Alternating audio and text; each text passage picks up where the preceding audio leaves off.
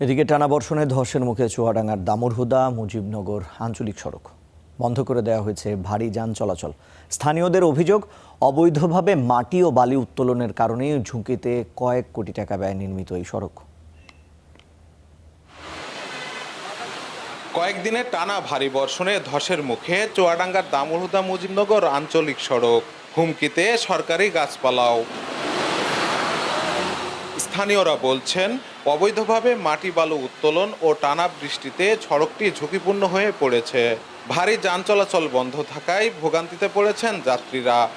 বালি উত্তোলন করার ফলে এই রাস্তাটার আজকের এই দুর্দশা, যে দুর্দশার কারণে আজকে জনগণ এভিন সরকার পর্যন্ত তার খেসারত দিতে হচ্ছে। দামড়া হয়ে শীতল হয়ে রোডটা আগে অনেক ভালো ছিল, বর্তমানে এই রোডে আমাদের চলাচল নিষিদ্ধ।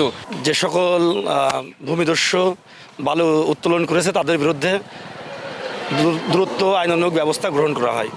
স্থানীয় সরকার প্রকৌশল অধিদপ্তর জানিয়েছে, প্রায় 245 মিটার সড়ক ক্ষতিগ্রস্ত হয়েছে। অবৈধভাবে বালু উত্তোলনে জড়িতদের বিরুদ্ধে ব্যবস্থা নেওয়ার আশ্বাস দিয়েছে উপজেলা প্রশাসন।